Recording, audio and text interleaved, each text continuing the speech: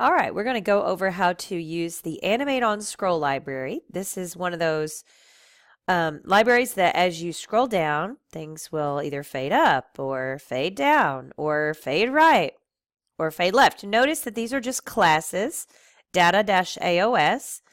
You can apply them to anything. It doesn't have to be applied to a div, although if you apply it to a div, anything in the div will have this applied to it if you have everything installed properly.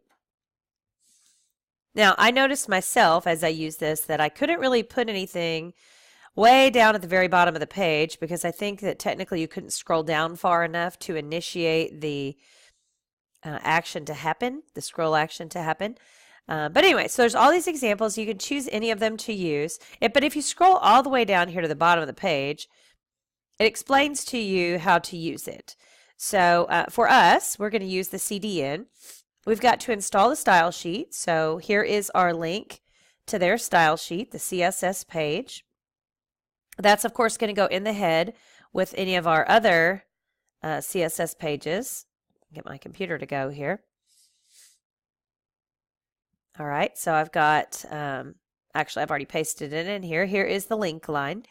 I have this other style sheet in here. This is the Bootstrap style sheet. You've also got your styles page that we used. Now, in my class, you're doing this on a different web page, but this is what my example is. So you're going to paste in the AOS CSS page, and then you're also going to paste in the JavaScript that's required to run. And the JavaScripts that we put in for Bootstrap are at the bottom of the page, so it's just going to go in here. So I'm going to go back to grab it. Here's the script. We're going to take that and copy and paste that in. And then notice it also has an additional script to initialize the Animate on Scroll. So we're also going to take this one in here and pop it in here as well, down here at the bottom.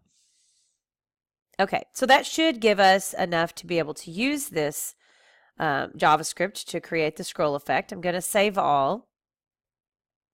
Now I just have to apply it to some sections. It might be a good idea for you to kind of look at your DOM to decide where you might want these to go.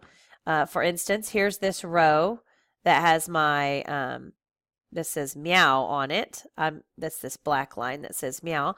So I'm going to go ahead and take that entire row and put a data AOS equals, and then you got to choose one. So fade, oops, up, I believe, was one of them. So I'll apply that one there. And then maybe also do the progress bar one that's above all this, my P bar, data AOS equals, and then I'll pick one. Let me find a different one maybe to use on this one. We'll scroll back up over here to take a look at these.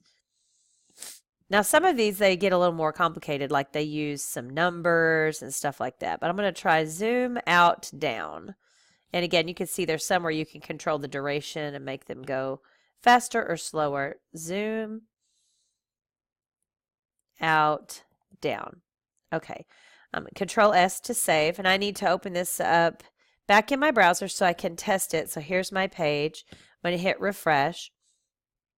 As I scroll down, hopefully, oh, there we go. That one zoomed out and down, and then my black one faded up. And again, I tried earlier on to put one on this bottom div down here because it's so close to the bottom, it just doesn't have the capability to do anything.